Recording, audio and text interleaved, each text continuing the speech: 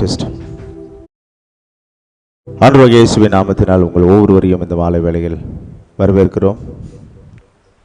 இந்த நல்ல நேரத்திலும் இந்த மாலை வேதப்பாட கூட்டம் நமக்கு ஒரு அற்புதமான ஒரு கூட்டமாக இருக்கும்படி நாம் தலைகளை வணங்கி தேவனை நோக்கி பார்ப்போம். பரிசுத்த பிதாவே, நான் சொன்ன இயேசுவின் நாமத்தினால் இந்த நல்ல வேலைக்கு ஆட்சேபிக்கிறோம். இந்த நல்ல மாலை வேளையில் நீர் எங்களோடு இடைப்படுகிறவர், வார்த்தைக்கு கீழ்ப்படித்து நாங்கள் செயல்பட எங்களுக்கு உதவி செய்வீர். அதற்காக ஸ்தோத்திரம். இயேசுவின் நாமத்தினால் இந்த நல்ல வேலை எங்களுக்கு உம்முடைய பிரசன்னத்தின் வேலையாக இருக்க உதவி செய்ய வேண்டும் என ஜெபிக்கிறோம். கர்த்தாவே, நீர் எங்கள் நடுவில் அசைவாடும் நீர் மகிமையான காரியங்களை செய்வீர். அதற்காக நன்றி. இயேசுவின் நாமத்தில் பிதாவே, ஆமென். அசைவாடும் ஆவியே, தூய்மையின் ஆவியே, அசைவாடும் ஆவியே, தூய்மையின் ஆவியே, இடம் அசைய உள்ளம் நிரம்ப இறங்கி வாருமே. இந்த இடம் அசைய உள்ளம் நிரம்ப இறங்கி வாருமே.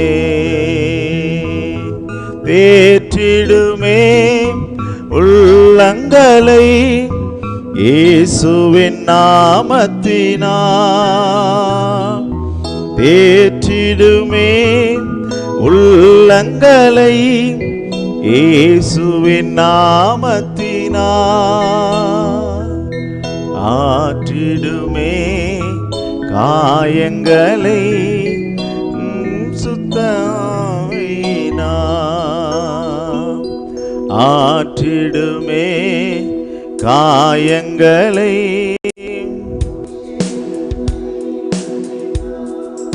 அசைவாடும் ஆவியே, தூய்மையின் ஆவியே, அசைவாடும் ஆவியே, தூய்மையின் ஆவியே, இடமஸ் உள்ளம் நிரம்ப இறங்கி வாருமே.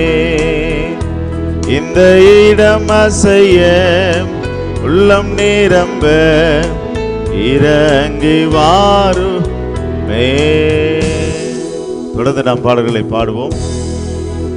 பாடல்கள் உங்களுடைய ஸ்கிரீனில் கிடைக்கலாம். புதிய பாடலாக இருக்குமானால் அருமையான தெய்வ மக்கள் ஒவ்வொருவரும் பயபக்தியோடு உங்கள் வீடுகளில் இறைவனை மகிமைப்படுத்துங்க.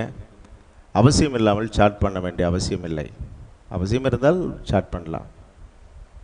கர்த்தருடைய பிள்ளைகள் நீங்கள் ஒவ்வொருவரும் ஆராதனை பண்ணுங்க, வேத வசனங்களை குறிப்பிடுங்க, கவனிங்க. கர்த்தருடைய நாமம் மகிமைப்படட்டும்.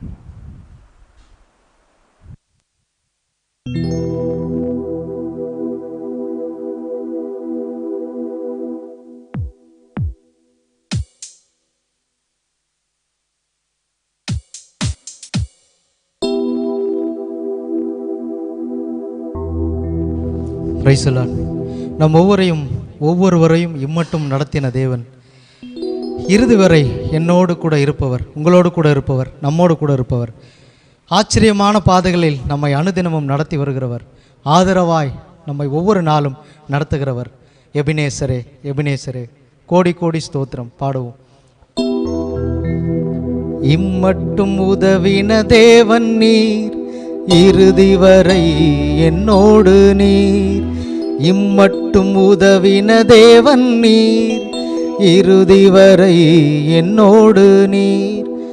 ஆச்சரியமாய் தினம் நடத்தி வந்தீர், ஆதரவாய் என்னுடன் இருந்தீர். ஆச்சரியமாய் தினம் நடத்தி வந்தீர், ஆதரவாய் என்னுடன் இருந்தீர். எபினேசரே, எபினேசரே, கோடி கோடி நன்றி ஐயா. எபினேசரே, எபினேசரே, கோடி கோடி நன்றி ஐயா. இம்மட்டும் உதவின தேவன் நீர், இறுதி வரை என்னோடு நீர். இம்மட்டும் உதவின தேவன் நீர், இறுதி வரை என்னோடு நீர். காற்றும் மழையும் பார்க்கவில்லை, உள்ளங்கை மேகமும் காணவில்லை, வாய்க்கால்கள் எல்லாம் அவர் தண்ணீரை தந்து வளமாய் நம் ஒவ்வொருவரையும் மாற்றுகிறவர் அவர்.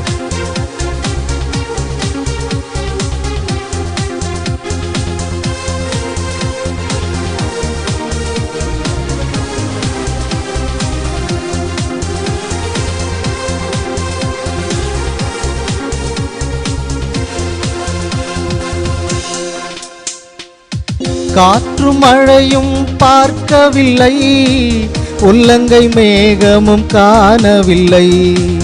காற்றும் மழையும் பார்க்கவில்லை, உள்ளங்கை மேகமும் காணவில்லை.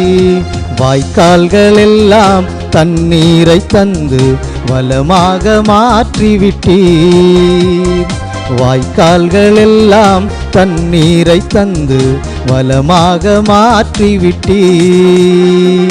எபினேசரே எபினேசரே கோடி கோடி நன்றி ஐயா.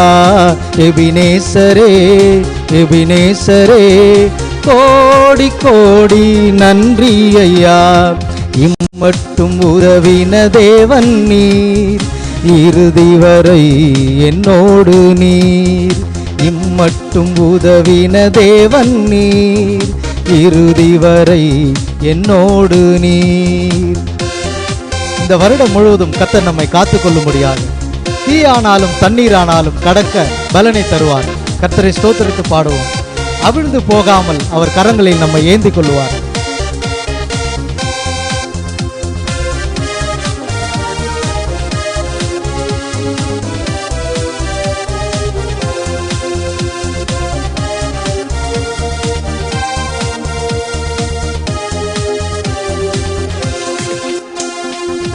தீயும் தண்ணீரும் கடக்க வைத்தீர், அக்கினி சூளையில் நடக்க வைத்தீர். தீயில் தண்ணீரை கடக்க வைத்தீர், அக்கினி சூளையில் நடக்க வைத்தீர். அவிழ்ந்து போகாமல் நீரில் மூழ்காமல் கரங்களில் ஏந்தி கொண்டீர். அவிழ்ந்து போகாமல் நீரில் மூழ்காமல் கரங்களில் ஏந்தி கொண்டீர். எபினேசரே எபினேசரே கோடி கோடி நன்றி ஐயா. எபினேசரே எபினேசரே கோடி கோடி நன்றி ஐயா. இம்மட்டும் உதவின தேவன் நீர், இறுதி வரை என்னோடு நீர். இம்மட்டும் உதவின தேவன் நீர், இறுதி வரை என்னோடு நீர். அவர் இரத்தத்தினாலே நம் ஒவ்வொருவரையும் மீட்டுக் கொண்டார். கிருபையினாலே நம் ஒவ்வொருவரையும் அழைத்து வந்தார். நம் அடிமைத்தனத்திலிருந்து நம்மை ரட்சித்து மீட்டு நம் பாவங்களார கழுவி மீட்டு கொண்டு வந்தார். கிருபையினால் ரட்சித்தார். பாடுவோம். நம் அழிந்து போகாதபடி அவர் துதியை சொல்லுவரும்படியாக நம்மை வைத்திருக்கிறார். அவர் துதி பாடுவோம்.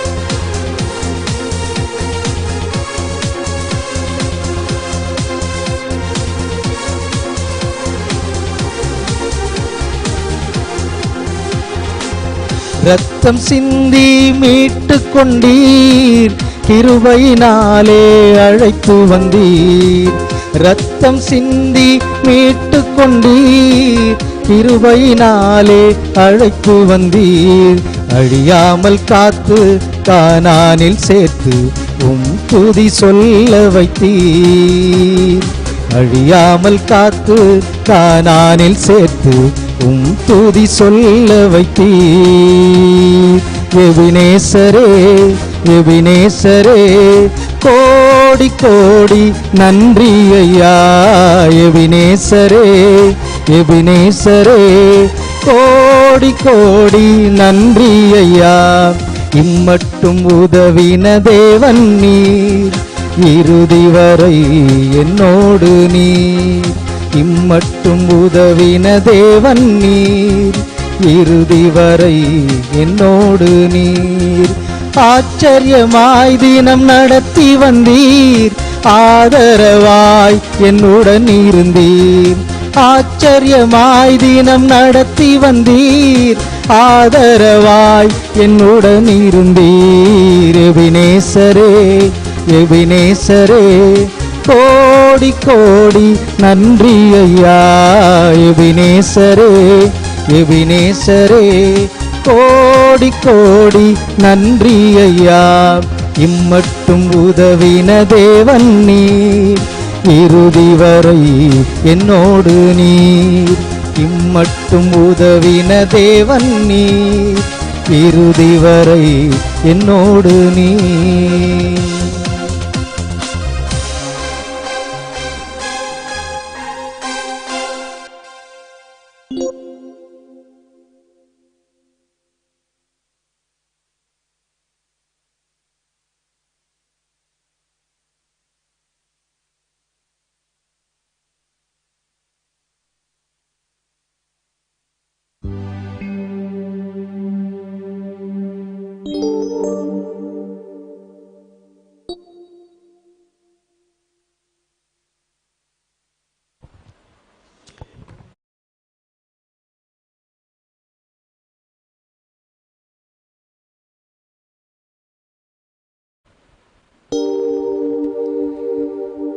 பூமியின் குடிகளே கர்த்தரை துதியுங்கள்.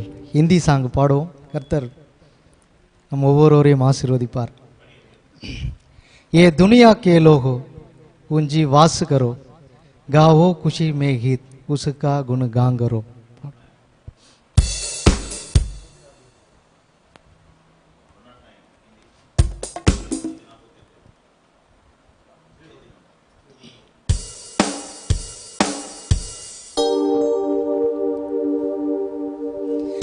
ये दुनिया के लोगों ऊंची आवाज करो, गाओ खुशी में गीत, उसका गुणगान करो. इबादत करो उसकी, इबादत करो, इबादत करो उसकी, इबादत करो. ये दुनिया के लोगों ऊंची आवाज करो, गाओ खुशी में गीत, उसका गुणगान करो. इबादत करो उसकी, इबादत करो, इबादत करो उसकी, इबादत करो.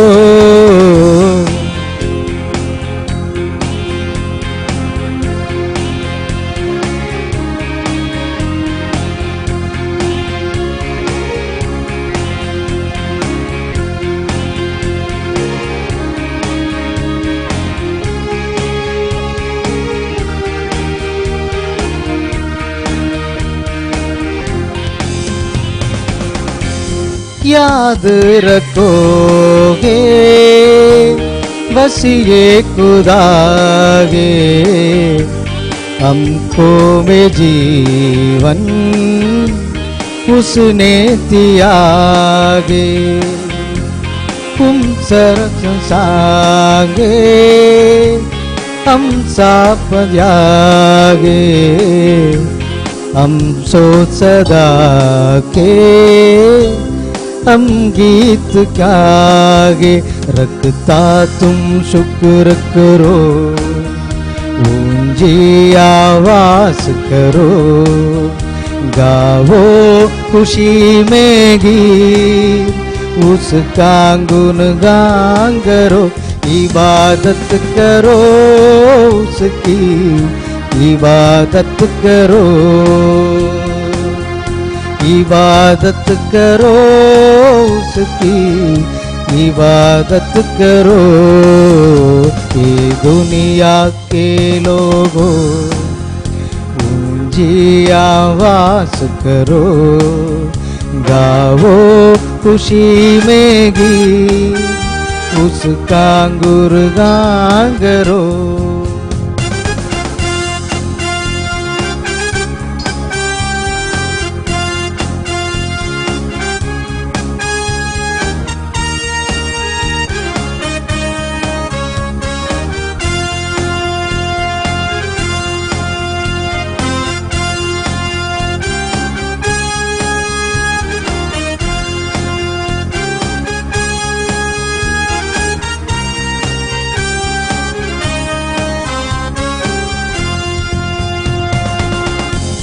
नामे खुदावन कितना मुबारक, मेरा खुदावन कितना भला है। रघुमंते उसकी सदियों पुरानी, वफा का सलसल से ये सिलसिला से। विश्व तान को तरो उसके यार का सलो, गाओ खुशी में गीत उसका गुणगान करो। इबादत करो उसकी, इबादत करो, इबादत करो उसकी, इबादत करो। ये दुनिया के लोगों ऊंची आवाज करो, गाओ खुशी में गीत उसका गुणगान करो। इबादत करो उसकी, इबादत करो, इबादत करो उसकी, इबादत करो।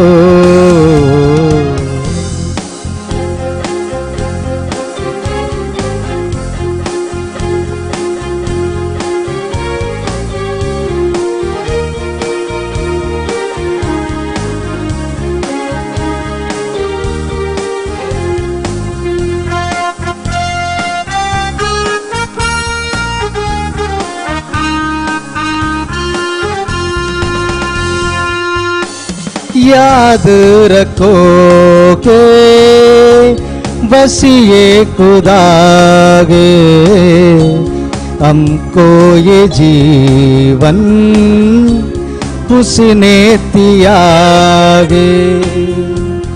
उस चांकरा से अप सांग आए, हमको सदा के हम गीत आए।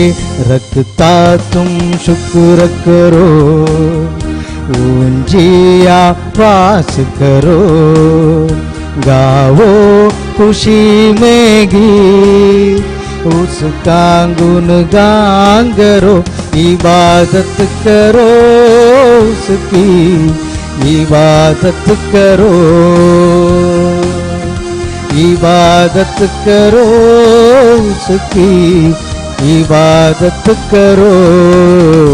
ये दुनिया के लोगों ऊंची आवाज करो, गाओ खुशी में गीत उसका गुणगान करो।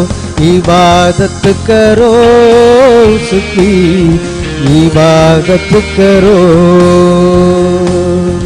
इबादत करो उसकी, इबादत करो।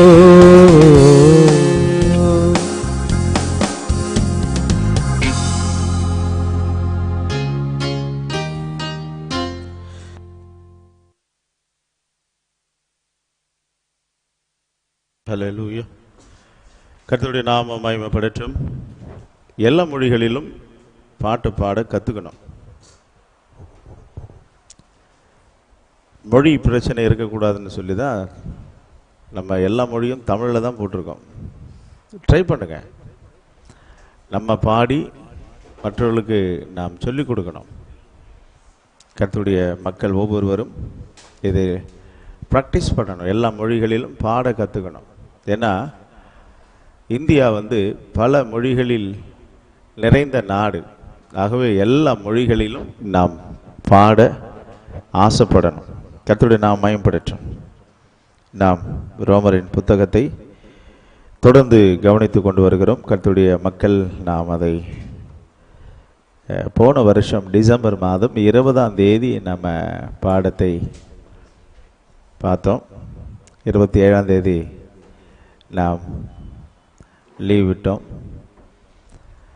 மீண்டும் புதிய ஆண்டு, புதிய வாரம், புதிய ஞாயிற்றுக்கிழமை பாடங்களை கவனிப்போம். 8ஆம் அதிகாரத்தில் நிற்கிறோம்னு நினைக்கிறேன். அப்படி தானே? 8ஆம் அதிகாரம் எந்த சப்ஜெக்டில் நிற்கிறோம்?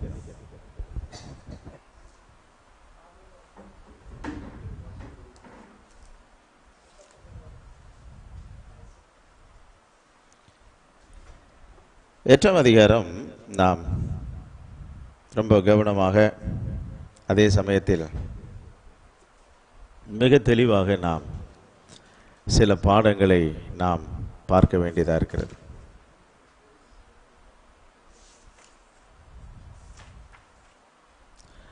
ரட்சிப்பில் ஆவியானுடைய செயல் என்று சொல்லி நம்ம ஒரு டாப்பிக்கில் பார்த்தோம்.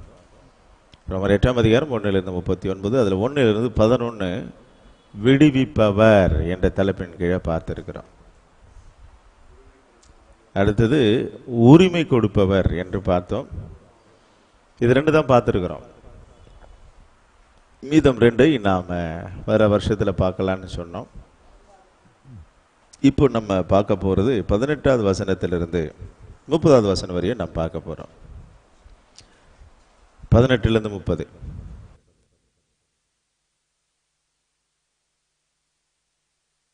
பதினெட்டாம் வசனத்திலிருந்து நாம் படிப்போம்.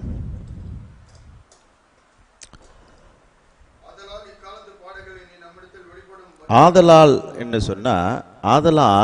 சொன்னா என்ன சொல்ல வராரு என்று சொன்னா, நாம் அவருடைய பிள்ளைகள். யாருடைய பிள்ளைகள் மக்களே? நாம் யாருடைய பிள்ளைகள்? இஸ்ரேலர்கள் வாக்குத்தத்தத்தின் பிள்ளைகள், நாம் அவருடைய பிள்ளைகள். ரெண்டுத்துக்குள்ள டிஃபரெண்ட் இதுதான். இஸ்ரேலர்கள் என்ன பிள்ளைங்க? வாக்குத்தத்தத்தின் பிள்ளைகள். நாம் அவருடைய பிள்ளைகள். புத்திர சுகாரமா நம்ம எடுத்துக்கொண்டார். ஏண்டா நீ எனக்கு பிள்ளையானால் இவனை நான் தத்து எடுத்திருக்கிறேன். யார? உங்க பேரை சொல்லுவார் இஸ்ரேலுக்கிட்ட, ஆபிரகாம் சந்ததி கிட்ட. நான் இவங்களை தத்து எடுத்திருக்கிறேன். உனக்கு என்ன உரிமையோ அதே உரிமை அவனுக்கு உண்டு. அதனால அவனுக்கு ஏன் இப்படி கொடுக்குறன்னெல்லாம் கேட்காத. அதனால தான் அந்த இளையகுமாரனுடைய சம்பவத்தில் இதை சொல்லுவார். மூத்தகுமாரன் இப்படியெல்லாம் போய் சுற்றிட்டு வந்தான், அவனுக்கு உரிமை கொடுக்குறிய என்ன சொல்லுவார்? எல்லாம் உன்னுடையது, எல்லாம் உன்னுடைய தான் தம்பி. போயிட்டு வந்தான், அவனுக்கு கொடுக்க வேண்டிய உரிமை எனக்கு உண்டு. செலவழிச்சிட்டான் தான், ஆனாலும் என்ன பண்ணலாம்? அதே உரிமை அவனுக்கும் உண்டு. இங்கே தான் நம்ம கவனிக்கணும். இளைய மகன் தான் இஸ்ரேலர்கள், மூத்த மகன் தான் நம்ம. அங்கே சபை.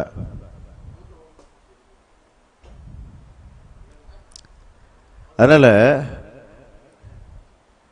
மக்களே, அந்த இளைய மகன் என்ன ஆயிட்டான்னா, தேவனோடு கூட இருந்து அப்பாவோடு கூட இருந்து அப்பா விட்டு தூரம் போயிட்டு அவன் திரும்பி வருவான். நாம் இறைவனுடைய பிள்ளைகள் இப்பொழுது சபையில் இருக்கிறோம். அவன் சுத்திட்டு வரும்பொழுது முழு உரிமைக்கு சொந்தக்காரனாக அவன் தோற்றமளிப்பான். அப்போதான் நாங்கள் இவ்வளோ நாள் இருந்தோமே, இப்படியெல்லாம் இருந்தோமே என்றது வரும். ஆக்சுவலாக இளைய குமாரன் நிறைய பேர் சொல்கிறது என்னன்னு சொல்கிறீங்க? பின்வாங்கி போகிறது, பின்மாற்றம், அப்படி தானே சொல்லுவாங்க. சரி, ஓகே, உங்களோட டைரியை போய் திருப்பி பாருங்கள். உங்களுடைய கன்ஃபியூஷன் தான். வாங்க, என்னோட கூட வாங்க. ஆக இங்கே 15வது வசனம், நாம் திரும்பவும் பயப்படுகிறதற்கு அடிமைதனத்தின் ஆவியை பெறாமல். நம்ம என்ன தனத்தின் ஆவியை பெறலை? அடிமைதனத்தின் ஆவியை பெறலை. ஆமாம், இங்கே தான் வந்து அந்த ஹீப்ரு பாஷையினுடைய வார்த்தை வருது, அப்பா. நம்ம அப்பான்னு ஒன்றுல, அவங்க அந்த அப்பான்னு சொல்லுவாங்க. அப்பா, அப்பா பிதாவே என்று கூப்பிட பண்ணுகிற புத்திர சுகாரத்தின் ஆவியை பெற்றீர்கள். 16வது வசனம், நாம் தேவனுடைய பிள்ளைகளாய் இருக்கிறோம் என்று ஆவியானவர் தாமே தேவனுடைய தம்முடைய ஆவியினுடனே சாட்சி கொடுக்கிறார். 17வது வசனம்,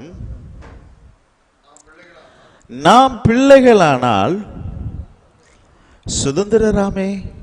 நாம் சுதந்திரவாளிகள் சொல்ல வர்றார். நாமும் யார்தான்? சுதந்திரவாளி. நாம் பிள்ளைகளானால் சுதந்திரவாளி. நிச்சயமா என்ன உண்டுங்க? சுதந்திரம் உண்டு. அடுத்த வார்த்தை சொல்லுது, தேவனுடைய சுதந்திரரும் கிறிஸ்துவுக்கு உடன். ஆமா, அவருக்குள்ளதெல்லாம் நமக்கு என்ன ஆகி போச்சுங்க? இப்போ உரிமை சொத்தாக நம்ம மீட்டு கொண்டார். கிறிஸ்துவுடனே கூட நாம் மகிமைப்படும்படிக்கு அவரோடு கூட பாடுபட்டால் அப்படி ஆகும். அதனால அப்பா வந்து நம்ம வந்து தேர்ந்தெடுத்து அவர் சமூகத்தில் வச்சிருந்தாலும், இப்போ அப்பா வந்து பாடுபட்டால் அந்த பாடுக்கு சுதந்திரவாளி யார் தான்? உடன் பங்காளிகள் நாமும். அதனால கர்த்தருடைய அன்பு மக்களே, இந்த விஷயங்களை நீங்கள் கொஞ்சம் கவனமாக கவனித்து பார்ப்பது நல்லது. இஸ்ரேலர்கள் வாக்குத்தத்தம் நியாயப்பிரமாணத்தின் சுதந்திரவாளிகளாக இருப்பது போல நாம் இயேசு கிறிஸ்துவினுடைய அத்தனை சொத்துக்கும் சுதந்திரவாளி. நன்மைக்கு மட்டுமல்ல, அவருடைய பாடுகளுக்கும் சுதந்திரவாளி. அதனால தான் என்ன சொல்ல வர்றாருன்னா, இப்போ பாருங்க, ஆகவே இவர் என்ன சொல்றாருன்னா, அந்த காலத்தில் அவர்கள் சுவிசேஷம் அறிவிக்கும் பொழுது சுவிசேஷம் பாடுகளின் வழியாக தான் வந்துச்சு. நம்ம போல ஆறுதலின் மூலமாக வந்ததுன்றது கொஞ்சம் தான். ஆனால் சுவிசேஷம் எதன் மூலம் தான் வந்துச்சுங்க? பாடுகளின் வழியாக தான் அன்றைக்கு சுவிசேஷம் வந்தது. பாடுகளோடு கூட சுவிசேஷத்தை அறிவித்தார்கள், சந்தோஷமாக அறிவித்தார்கள், மகிழ்ச்சியாக அறிவித்தாங்க. இன்றைக்கி பாடுகளும் வந்தால் உடனே நான் நீங்கள் வந்தது தப்பா, அல்லது நான் இருக்கிற இடம் தப்பா, அல்லது நான் செய்கிற ஊழியம் தப்பானெல்லாம் கற்பனை கட்டுறாங்க. அதெல்லாம் ஒன்றும் கிடையாதுங்க. கிறிஸ்துவோடு கூட இருங்க, நமக்கு எல்லாமே ஜெயமாக மாறும். என்னோடு கூட 18வது வசனம், ஆதலால் இக்காலத்து பாடுகள்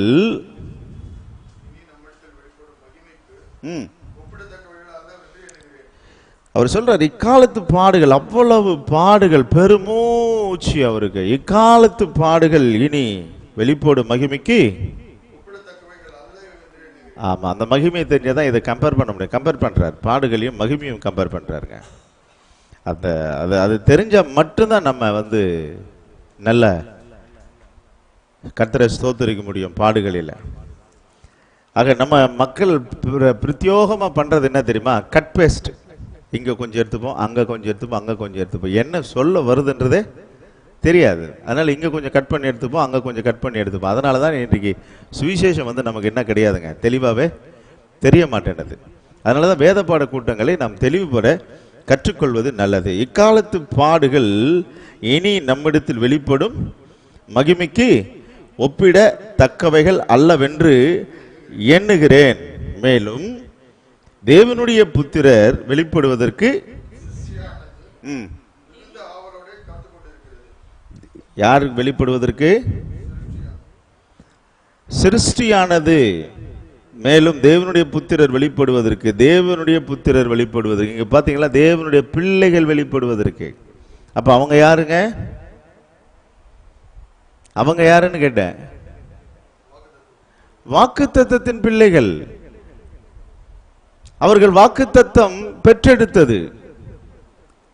இப்ப அந்த வாக்குத்தத்தம் அப்படி மெதுவா வர வர வர வர நாம் தான் அந்த வாக்குத்தத்தம். இப்ப பவுல் இந்த கொஞ்ச நேரத்தில் சொல்லுவார் அதை. அந்த வாக்குத்தத்தத்தின் பிள்ளைகளை யார் தான்? நம்ம தான். அவங்கெல்லாம் ஆபிரகாமின் பிள்ளைகள் தூக்கி போட்டுருவார் வெளியே. வாக்குத்தத்தத்தின் பிள்ளைகள் என்று சொல்ல வருவார். அதனால் நாம் எங்க இருக்கிறோம்னு சொன்னா, தேவனுடைய பிள்ளைகள் என்ற நிலையில் இருக்கிறோம். அவர்கள் ஆபிரகாமின் பிள்ளைகள், நாம் தேவனுடைய பிள்ளைகள். இவர் சொல்றாரு பாருங்களேன், இந்த தேவனுடைய பிள்ளைகள் வெளிப்படுவதற்கு, தேவனுடைய பிள்ளைகள் உருவாவதற்கு, தேவனுடைய பிள்ளைகள் இந்த பூமியில் தோன்றுவதற்கு அவர் சொல்றாரு பாருங்களேன். என்ன சொல்றாரு? அந்த வெளிப்பாடு எனக்கு ரொம்ப ஆச்சரியமா இருந்ததுங்க. அந்த வெளிப்பாடு எப்படி என்றால் தேவனுடைய புத்திரர் வெளிப்படுவதற்காக சகல சிருஷ்டியும் மிகுந்த ஆவலோடு காத்து கொண்டிருக்கிறது. Price the Lord. யார் பிறக்க போறான்? எப்படி இயேசு கிறிஸ்து பிறப்புக்கு எப்படி சகல சிருஷ்டிகளும் காத்து கொண்டிருந்ததோ, இயேசு கிறிஸ்துவின் வம்சம் உருவாக போகிறது. அது சகல சிருஷ்டியும் காத்து கொண்டிருக்கிறதா. ஏன்னா இயேசு கிறிஸ்துனுடைய வல்லமை, இயேசு கிறிஸ்துனுடைய பலன், இயேசு கிறிஸ்துனுடைய அத்தனை திறமைகளும் அந்த பிள்ளைக்கு வந்திருக்கிறது. அதான் சபை. அதை நினைச்சுன்னு சொன்னாலும் எனக்கு இப்ப புல் அரிக்குது. அதை நினைச்சிங்கன்னு சொன்னா உங்களுடைய நிலையே வேற, உங்க யோசனையே வேற, உங்களுடைய வெற்றி பயணமே வேற. யோசித்துங்க. நான் அப்ப சாதாரணமான மக்கள் இல்ல. சகல சிருஷ்டியும் காத்து இருக்கிறதாம். எதற்காக? தேவனுடைய பிள்ளை வெளிப்படுவதற்காக. தேவனுடைய பிள்ளை வெளிப்படுவதற்காக சகல சிருஷ்டியும் காத்து கொண்டிருக்கிறது. என்னோடு தொடர்ந்து 20வது வசனம். அதனென்றால் சிருஷ்டியானது அழிவுக்குரிய அடிமைதனத்திலிருந்து விடுதலையாக்கப்பட்டு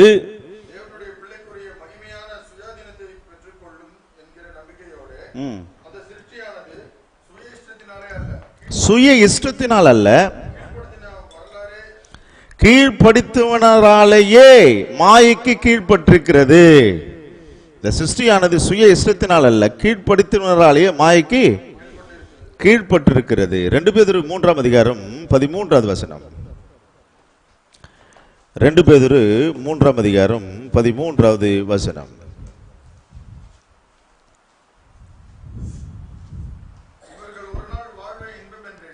ஒரு நாள் வாழ்வை இன்பம் என்று எண்ணி கடைகளும் 2 பேதுரு 3:13 கரைகளும்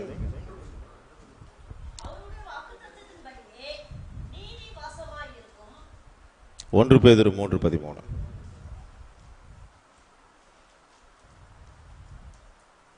படிங்க.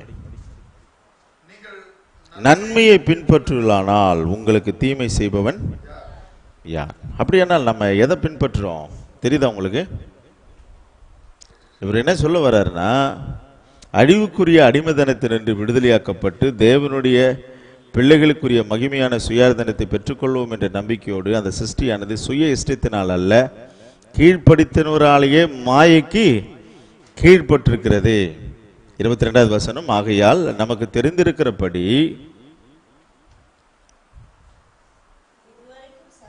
வர வர வர வர 2 பேதுரு 3:13 அவருடைய வாக்குத்தத்தத்தின்படியே நீதி வாசமாய் இருக்கும் புதிய வானங்களும் புதிய பூமியும் உண்டாக்கும் என்று காத்திருக்கிறோம் என்று சொல்வார். 2 பேதுரு 3:13. அப்ப என்ன சொல்ல வராரு என்று சொன்னா, இவைகள் இப்போ மாய்க்கு கீழ்பட்டிருக்கிறது. எது? இந்த உலகம் மாய்க்கு கீழ்பட்டிருக்கிறது. ஆனால் தெய்வ பிள்ளைகள் நம்ம ஒன்று கவனிக்கணும். நான் எதற்கு காத்திருக்கிறேன்? தேவனுடைய பிள்ளைகள் புதிய வானம் புதிய பூமிக்கு காத்திருக்கிறோம். அவங்க இஸ்ரேலர்கள் மேசியா எங்களை ஆளுவார்னு காத்திருக்கிறாங்க. நான் எதுக்கு காத்திருக்கேன் தெரியுமா? புதிய வானம் புதிய பூமிக்கா காத்திருக்கிறேன். நமக்கு உள்ள அவங்களுக்கு உள்ள டிஃப்ரெண்ட் இதுதான். ஆனால் இந்த பூமி இப்ப எதுக்கு கீழ்பட்டிருக்கு? மாயைக்கு. மாயைக்கு கீழ்பட்டிருக்கிறது. இந்த மாய லோகத்தில் தான் தேவனுடைய பிள்ளைகளாய் கர்த்தர் நம்மை தெரிந்தெடுத்து அந்த புதிய வானம் புதிய பூமியினுடைய தரிசனத்தை கர்த்தர் நமக்கு கொடுத்திருக்கிறார். கர்த்தருக்கு ஸ்தோத்திரம். கொஞ்சம் அண்டர்ஸ்டாண்ட் பண்ணுங்க. 22வது வசனம். ஆகையால் நமக்கு தெரிந்திருக்கிறபடி இதுவரைக்கும் சர்வ சிருஷ்டியும் ஏகமாய் தவித்து பிரசவ வேதனைப்படுகிறது. ஏன் தெரியுமா? எதுக்கு பிரசவ வேதனைப்படுது தெரியுமா? அந்த அந்த அந்த அந்த சிருஷ்டியோடு நாங்களும் சேர்ந்து கொள்ள வேண்டும் என்று சொல்லி அவர் சொல்றாரு பாருங்க. நமக்கு தெரிந்திருக்கிறபடி இதுவரைக்கும் சகல சிருஷ்டியும் ஏகமாய் தவித்து பிரசவ வேதனைப்படுகிறது. எதுக்கு பிரசவ வேதனைப்படுது? அந்த தேவனுடைய பிள்ளைகளோடு சேர்ந்து நாங்களும் 23வது வசனம்.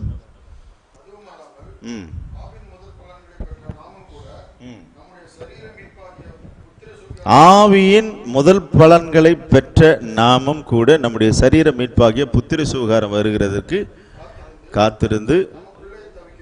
ஆமா. அப்போ இந்த இந்த இந்த சரீரத்தை ரெண்டா பிரிச்சுட்டா இருப்பாருங்க. இது மாயைக்கு கீழ்பட்டிருக்கிறது. நம்முடைய ஆன்மா அந்த புதிய வானம் புதிய பூமிக்கு போவதற்காக காத்து தவிக்கிறோம். அந்த நாள் சீக்கிரம் வரும் என்று சொல்லி. இது கொஞ்சம் எப்படி இருக்கு பாருங்க. இது முழு சுவிசேஷம் தெரிந்தால் மட்டும்தான் இந்த வேத வசனங்கள்லாம் நமக்கு புலப்படும். இல்லைன்னா நம்மளும் பைபிள் படிக்க சொல்லிட்டாங்கப்பா ஊழியக்காரங்கன்னு சொல்லி படிச்சுட்டு இருப்போம். ஆனால் கான்செப்டே புரியல. அப்போ ரோம திருச்சபை, ரோமர்கள் என்று சொல்லப்படுகிற இப்ப இருக்கிற ஐரோப்பியர்கள், இப்ப இருக்கக்கூடிய பிரிட்டன், இப்ப இருக்கக்கூடிய UK, இப்ப இருக்கக்கூடிய மக்கள், உலகத்திற்கு சுவிசேஷத்தை சொல்லக்கூடிய மக்கள் இவர்கள் தான், சொன்னவர்கள் இவர்கள் தான். ஆக தெய்வ ஜனமே, இந்த நல்ல நேரத்தில்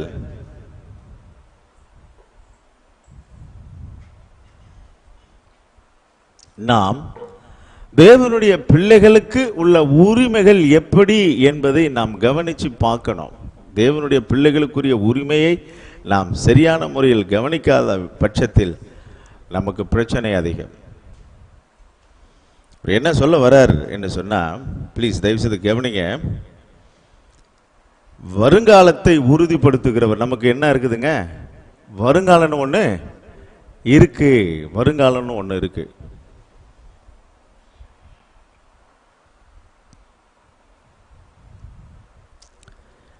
வருங்காலம் இன்னும் ஒன்று இருக்கு. அந்த வருங்காலத்தை உறுதிப்படுத்துகிறவர் ஆவியானவர். அப்போ அந்த வருங்காலம் தெரியாத பட்சத்தில் நாம் உலகத்தார போல எப்படிதான் இருப்போம்? எப்படிதான் இருப்போம்? கண்ணதாசன் பாட்டு பாடினாலா, ஆடுவரை ஆட்டும் ஆயிரத்தில் ஓட்டோன்னு மாதிரி 1000 பேர் ஓடுற மாதிரி நம்மளும் ஓட வேண்டியதுதான். மாயைக்கு கீழ்பட்டு கிடக்கிறது. அதனால ஆடு மாதிரி ஆடிட்டு அதுக்கப்புறம் போறதுன்னா அது மாயைக்கு ஒப்பிடப்பட்டிருக்கு. இந்த பூமி மாயைக்கு கீழ்பட்டிருக்கிற இந்த மாயை உலோகத்தில் எம்பெருமான் இயேசு அந்த மெய்ப்பொருளை, அந்த அந்த பேரின்பத்தை அடைந்தவர்கள், கண்டு அடைந்தவர்கள் வாழ்வில் நிதானமாய் காத்து தவிக்கிறோம், காத்து கொண்டிருக்கிறோம். நான் எங்க போக போறேன்? புதிய வானம். இதுதான் விசுவாசம். அவர் தொடர்ந்து அவர் என்ன சொல்றாருன்னு சொன்னா, ஆவியின் முதற் பலன்களை பெற்ற நாமும். இப்போ ஆவியின் முதற் பலனை பெற்றது நம்ம தான், தெரியுமா? திருச்சபை தான். யோவேல் 2:28 சொன்னாருங்க, மாம்சமான யாவர் மேலே என் ஆவியை ஊற்றுவேன். அது அது அது வந்து பார்த்தீங்கன்னா அது அது பின்மாறி. நம்ம இப்போ என்ன மாறியில் இருக்கோம் தெரியுமா? முன்மாறியில் இருக்கிறோம். அப்போ ஆவியின் முதற் பலனை நாம் பெற்றிருக்கிறோம். இப்போ திருச்சபை ஆவியின் முதற் பலனை பெற்றிருக்கு. நாமும் கூட சரீர மீட்பாகிய புத்திர சுகாரம் வருகிறதற்கு காத்திருந்து நமக்குள்ளே தவிக்கிறோம். அந்த அந்த அந்த ஒரிஜினல் தேவனுடைய பிள்ளை என்ற அந்த உரிமையை நேராக போய் பார்க்கலாம். அவர் சொல்றாரு 24வது வசனம், அந்த நம்பிக்கையினாலே நாம் ரட்சிக்கப்பட்டிருக்கிறோம். காணப்படுகிறது நம்புகிறது நம்பிக்கை இல்லைங்க. ஒருவன் தான் காண்கிறதை நம்ப வேண்டியது என்ன? நாம் காணாததை நம்பினோமாகில் அது வருகிறதற்காக பொறுமையோடு காத்திருப்போம். நம்பிக்கை பத்தி அவர் எழுதுறார். புரியுதுங்களா? நம்பிக்கை பத்தி அவர் எழுதுற விஷயத்தை நீங்க கொஞ்சம் அதை புரிஞ்சுக்கணும். நீங்க பார்க்கறத நம்புறது நம்பிக்கை இல்ல. அவர் என்ன சொல்றாரு பாருங்களேன், அந்த நம்பிக்கையினால நாம் ரட்சிக்கப்பட்டிருக்கிறோம். என்ன நம்பிக்கையினால? ஹலோ, சுவிசேஷம் என்பது என்ன? இயேசு எனக்காக மரித்தார், எனக்காக உயிர் தெழுந்தார், எனக்காக இப்பொழுது பரிந்து பேசிக் கொண்டிருக்கிறார், அவர் எனக்காக திரும்ப வரப்போகிறார். இதுதான் சுவிசேஷம். அப்போ இந்த சுவிசேஷம் இல்லாத பட்சத்தில், இந்த சுவிசேஷம் தெரியாத பட்சத்தில் நம்பிக்கை என்பதே வீண். இன்னைக்கு நம்பிக்கை எதன் பேர்ல இருக்கிறான்னா வேற மாதிரி இருக்குதுங்க நம்பிக்கை. அந்த நம்பிக்கை கிடையாதுங்க. நம்பிக்கை என்பது கிறிஸ்துவின் பேரில் தெளிவா இருக்கட்டும்.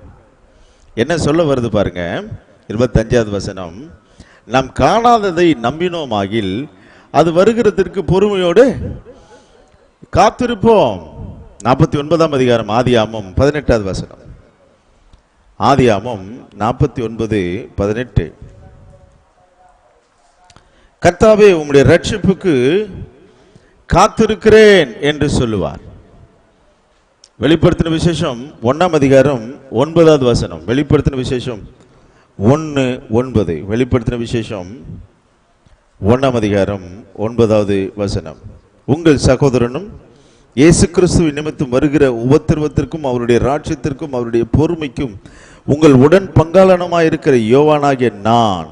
அவர் எழுதுறாரு பாருங்களேன், அவருடைய ராஜ்யத்திற்கு அவருடைய பொறுமைக்கும் உடன் பங்காளனமாய் இருக்கிற அந்த விசுவாசம், இந்த நம்பிக்கை நமக்கு இருக்கணும்.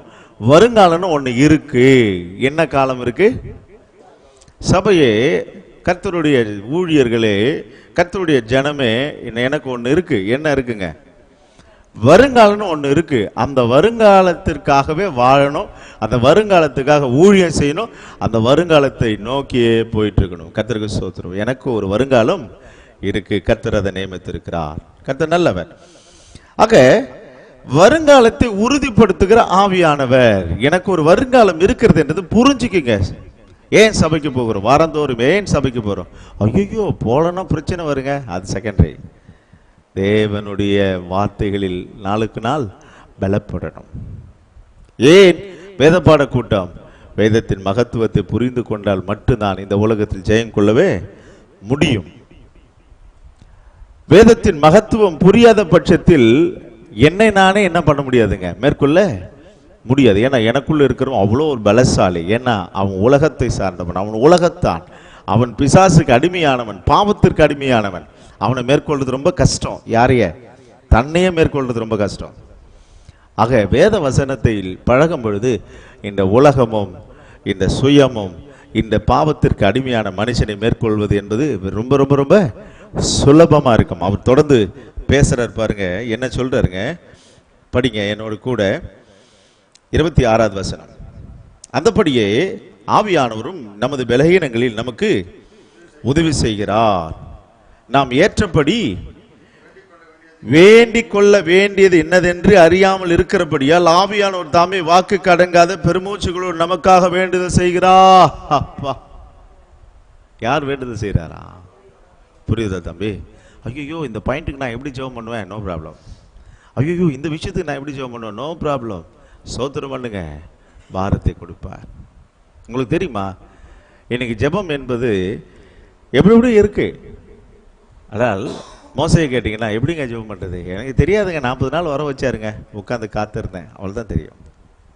அவரே கூப்பிட்டு அவரே என்ன பண்ணுவாருங்க, பேச வைப்பார். ஆனால் இன்றைக்கு நம் ஜெபம் என்ற பெயரில் எதாவது பேசிட்டு இருக்கிறோம். ஓகே, அந்த பேச்சு கூட கர்த்தர் கேட்கிறார் என்பதுக்கு சில அனுபவங்கள் உண்டு. இங்கே ஆவியானவர் சொல்றார் பாருங்களேன், நம்ம எப்படி ஜெபிக்க வேண்டும் என்று தெரியாத பட்சத்தில் ஆவியானவர் தாமே பெருமூச்சுகளோடு. மத்திய 20ஆம் அதிகாரம் 22வது வசனம், 20-22 மத்தேயு. மத்தேயு 20ஆம் அதிகாரம் 22வது வசனம்.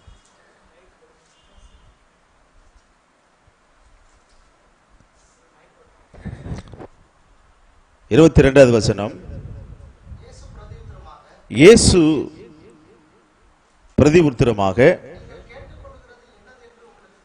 நீங்கள் கேட்டுக்கொள்கிறது என்னதென்று தெரியவில்லை.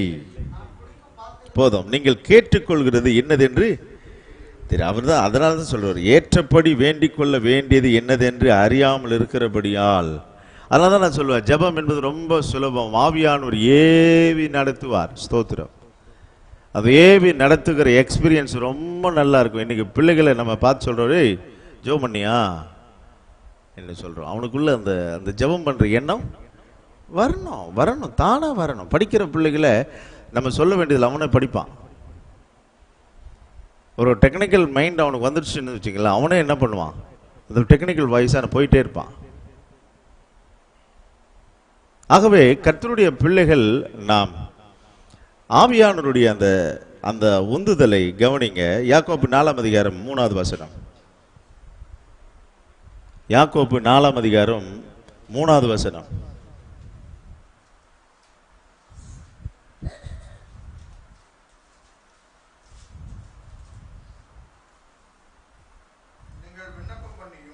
நீங்கள் விண்ணப்பம் பண்ணியும்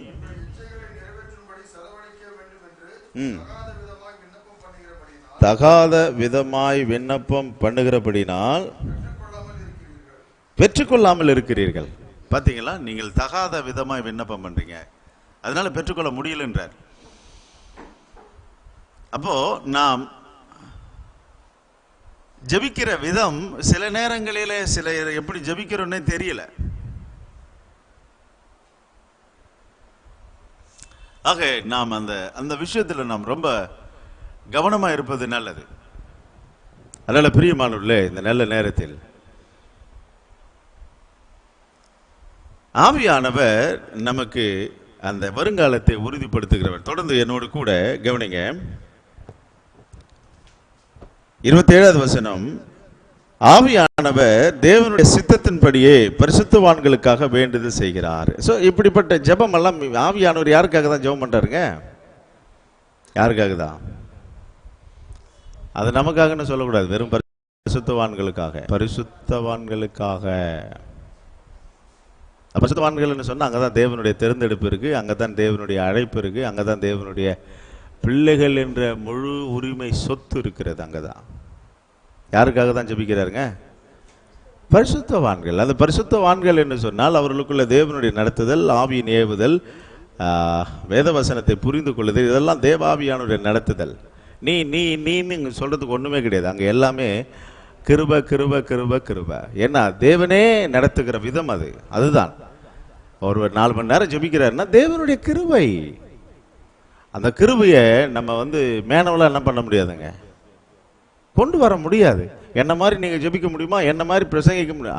தேவ கிருபை. அந்த கிருபைக்காக காத்திருக்கலாம், கொடுத்தா தோத்திரம். அப்போ அவர் எதற்காக தெரிந்தெடுக்கிறாரோ அந்த காரியங்களை செயல்படுத்துகிற தேவனுடைய ஆவியானவர். என்னோடு கூட தொடர்ந்து பாருங்க. 27வது வசனம், தேவனுடைய சித்தத்தின்படியே பரிசுத்தவான்களுக்காக வேண்டுதல் செய்கிறபடியால் இருதயங்களை ஆராய்ந்து பார்க்கிறவர் ஆவியின் சிந்தை என்னதென்று அவர் அறிவார்.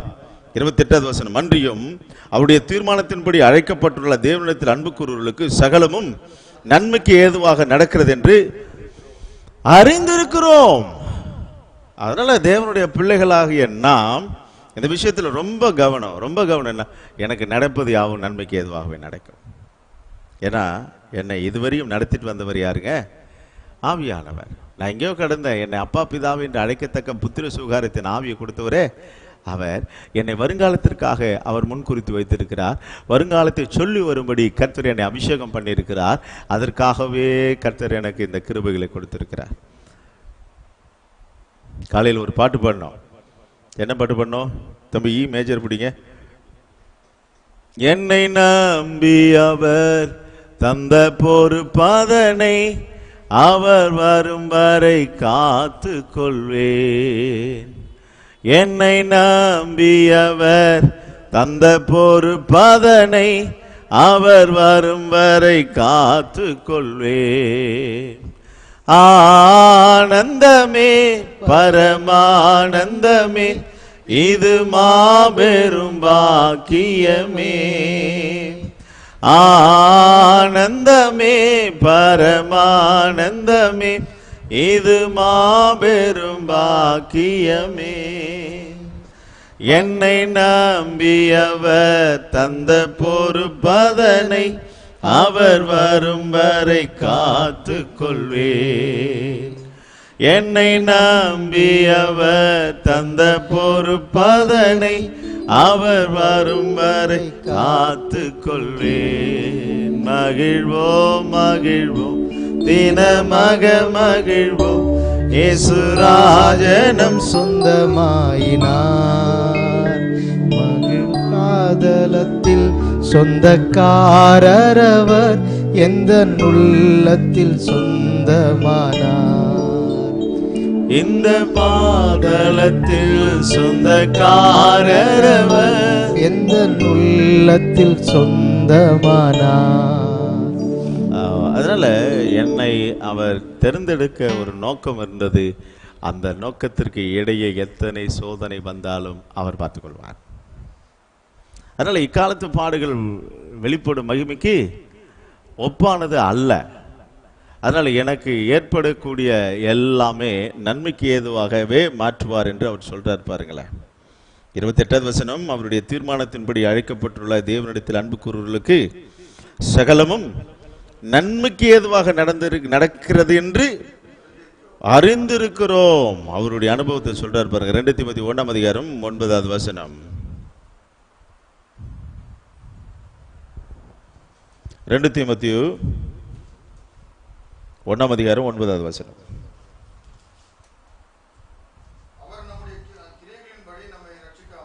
2 தீமோத்தேயு 1ஆம் அதிகாரம் 9வது வசனம் வாசிங்க. அவர் நம்முடைய கிரியைகளின்படி நம்மை ரட்சிக்காமல் தம்முடைய தீர்மானத்தின்படி ஆதி முதல் கிறிஸ்து இயேசுவுக்குள் நமக்கு அருளப்பட்டிருக்கிற கிருபையின்படியே நம்மை ரட்சித்து பரிசுத்த அழைப்பினாலே அழைத்தார். ஆகவே கர்த்தருடைய பிள்ளைகளாகிய நாம் இந்த விஷயத்தில் ரொம்ப கவனமா இருக்கணும். என்னை அழைத்ததுக்கு, என்னை தெரிந்தெடுத்ததுக்கு ஒரு நோக்கம். அந்த நோக்கத்துக்கு இடையில் சில பாடுகள், பிரச்சனைகள் வந்தாலும் நாம் அதை பற்றி கவலைப்பட வேண்டியதில்லை.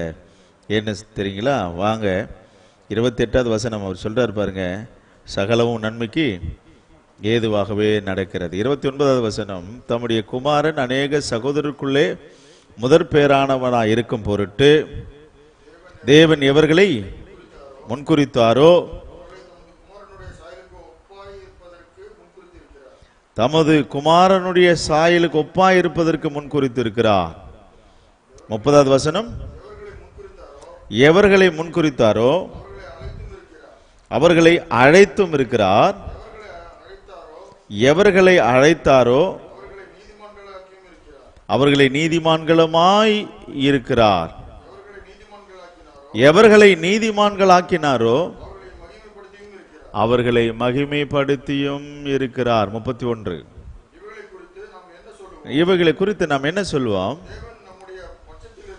தேவன் நம்முடைய பட்சத்தில் தான் நமக்கு விரோதமாக இருப்பவன் யார்? முடிச்சுட்டாருங்க. அப்போ பார்த்தீங்கன்னா நம்முடைய வாழ்க்கையில் அவர் நம்முடைய பட்சத்தில் இருந்தால் நமக்கு விரோதமாக இருப்பவன் யாருமே கிடையாதுங்க. இந்த விஷயத்தை பற்றி சங்கீதம் 118ஆம் அதிகாரம் 6வது வசனம் பாருங்க. 118வது சங்கீதம் 6வது வசனம்.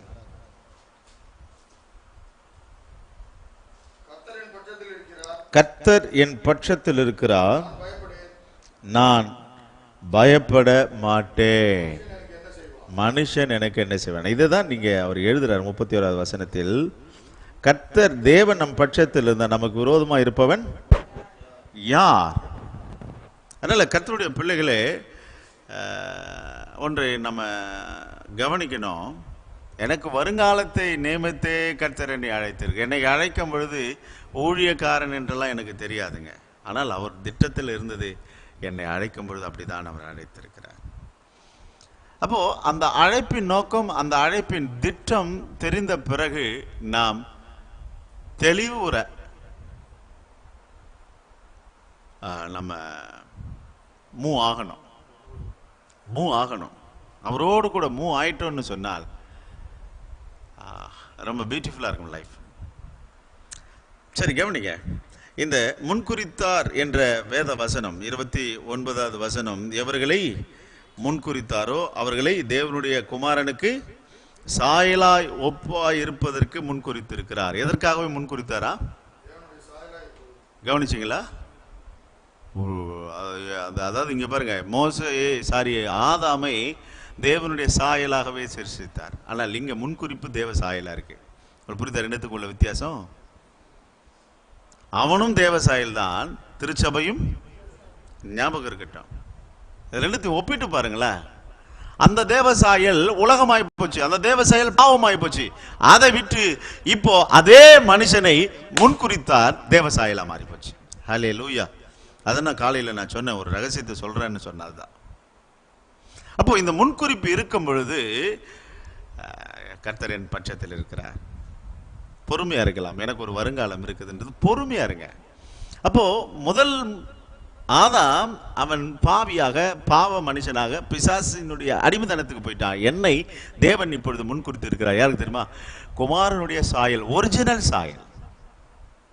அப்போ அந்த ஒரிஜினல் சாயல் என்னன்னா, சகலமும் உனக்கு கீழ்ப்படியும். வானம், பூமி, சூரியன், சந்திரன், சகல சிருஷ்டிப்புகளும், காடு, நிலம் எல்லாம் கீழ்ப்படியும். ஸ்தோத்திரம்.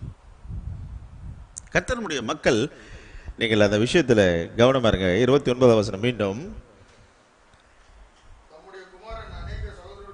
தம்முடைய குமாரன் அநேக சகோதரருக்குள்ளே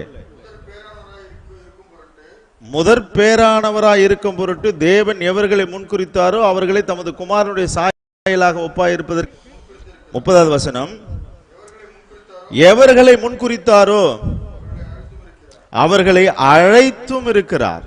எவர்களை அழைத்தாரோ, எவர்களை நீதிமான்களாக்கினாரோ அவர்களை மகிமைப்படுத்தியும் இருக்கிறார். ஸ்டெப் பை ஸ்டெப் ஐயா வருது பாருங்களேன். அப்போ அது ஃபைனலி எங்க போய் நிற்குதுன்னா, மகிமைக்கு நேராக போய் நிற்குது. அப்போ ஒரு திருச்சபை, ஒரு தெய்வ மக்கள், ஒரு தேவனுடைய ஊழியக்காரன், ஒரு விசுவாசி என்று சொன்னார் அவன் உன்னத நிலையை அடைய வேண்டும். அந்த உச்ச நிலையை அடைவதற்காகவே தேவன் நம்மை முன்குறித்திருக்கிறார். அல்லேலூயா. ஆக அதை என்ன சொல்றது, நம்ம ஒருவனை தேவன் முன்குறித்து அழைத்திருக்கிறபடியால் அவனுக்கு விரோதமாய் ஒருவனும் ஒரு சக்தியும் இருக்க முடியாது என்று அவர் முடிக்கிறாருங்க. ஆகவே இதை நம்ம கிரேக்க பதத்தில் சொன்னோம்னு சொன்னால் புரோரிசோ என்று சொல்லுவாங்க. முன்குறித்தலை புரோரிசோ என்று சொல்லுவாங்க. புரோரிசோ என்று சொல்லுவாங்க. இது பார்த்தீங்கன்னா புதிய ஏற்பாட்டில் மட்டும் 4 இடத்துல வருது இந்த முன்குறிப்பு பற்றி. அப்போஸ்தலர் 4ஆம் அதிகாரம் 27வது வசனம், 1 கொரிந்தியர் 2ஆம் அதிகாரம் 7வது வசனம், எபேசியர் 1ஆம் அதிகாரம் 6வது வசனம், 12வது வசனம்.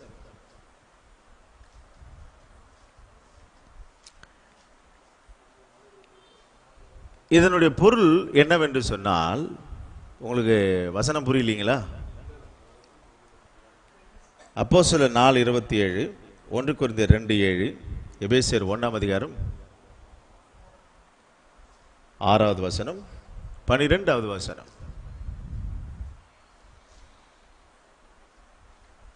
இதனுடைய பொருள் என்னன்னா, உலக தோற்றத்திற்கு முன்னே முன்குறித்தேன் என்பது பொருள். முன்குறித்தல் என்று சொன்னால் எப்போவா? முன்னாலேயே நான் முன்குறித்தேன். உலக எல்லையை வரையறுத்து, அந்த வரையறுக்கும் பொழுது தேவன் நம்ம எல்லாம் முன்குறித்து வைத்திருக்கிறார். ஹலோ, பேர் சொல்லி முன்குறித்து வச்சிருக்கிறார். இவன் என்னுடையவள், இவன் என்னுடையவன் என்று சொல்லி அவர் முன்குறித்து இருக்கிறார். ஆக இந்த முன்குறித்துதல், முன் அறிவிப்பு தேவன் என்ன பண்ணி வச்சிருக்காருங்க? முன் அறிவிப்பு. அதனால தான் இந்த கோரேசை பற்றி பார்க்கும்போது 200 வருஷத்துக்கு முன்னாடி என்ன பண்ணாருங்க? பேர் சொல்லி குறிச்சு வச்சு, இவன் என் தாசன், இவன் என் மேய்ப்பன், இவன் என் ஜனங்களை விடுவிப்பான் என்று முன்குறிச்சு வச்சாருங்க. இதுதான். அப்போ இயேசு கிறிஸ்து இந்த பூமிக்கு வருவார். இயேசு என்ற பேரில் வருவார், ரட்சகர் என்ற பேரில் வருவார். 2000 வருஷங்களுக்கு முன்னாடி, கிட்டத்தட்ட 6000 வருஷங்களுக்கு முன்னாடி என்ன பண்ணாருங்க? முன்குறிச்சு வச்சார். ஸோ ஒன்று கூட சாதாரணமாக எதுவுமே இல்லை. ஆபிரகாமை முன்குறித்தார், மோசையை முன்குறித்திருக்கார், தாவீதை முன்குறித்தார். இவங்கெல்லாம் முன்குறிக்கப்பட்டவர்கள். அப்போ இந்த வேத பாடத்தை கவனிக்கிற நீங்கள் நானும் வயஸ். அப்போ இந்த முன்குறித்தவர்கள் ரட்சிக்கப்படுவார்கள். அவங்க மிஸ்ஸே ஆவே மாட்டாங்க. அதனால தான் நான் சொல்லுவேன், முன் குறித்தவன் எங்க போனாலும் என்ன பண்ணுவான்? அவன் வந்துடுவான். ஆகவே அவர் யாரை முன்குறித்தாரோ அவர்கள் ரட்சிக்கப்படுவார்கள். அந்த முன்குறிக்கப்பட்டவர்களை போய் அழைப்பது தான் சுவிசேஷம். Price the Lord. அப்ப அந்த சுவிசேஷம் யாருக்கு தான் புரியும்? அதாவது எறும்பு பாஷை எறும்புக்கு தாங்க தெரியும், மாட்டு பாஷை மாட்டுக்கு தான் தெரியும். அப்படியானால் தன் தாய்க்கு தாம் பிள்ளை 1 கோடி குழந்தைகள் நடுவே அழவிட்டாலும் அந்த தாய்க்கு என் பிள்ளை அழகுது அவளுக்கு தெளிவா தெரியும். அதுதான் இந்த சுவிசேஷத்தினுடைய முன்குறிப்பு. யாருக்கு போய் சேரணும்? அவளுக்கு போய் சேரும். அதனால நாம் செய்ய வேண்டியது என்னன்னா, இந்த உலகத்தில் உள்ள அத்தனை பேரையும் தேவன் முன்குறித்து வைத்திருக்க, எல்லாரும் ரட்சிக்கப்பட வேண்டும் என்பது தேவனுடைய சித்தமா இருக்குது. அதில் தேவனுடைய பிள்ளைகள் என்பதில் சில முன்குறிப்பு இருக்கு. இப்போ அந்த தேவனுடைய பிள்ளைகளாய் இருப்பதற்கு இந்த பூமியை தேவன் மறுசீர் அமைத்து இதில் இருக்கக்கூடிய மக்களை வேறு பிரித்து கொண்டு வருகிறார். கர்த்தருக்கு ஸ்தோத்திரம். அந்த முன்குறிக்கப்பட்ட அந்த சந்ததியில் நீங்களும் நானும் இருக்கிறோம். கவனிங்களா, பவுல் இந்த முன்குறிப்பை பற்றி எழுதும்பொழுது நம்ம எங்கே இருந்திருப்போம்?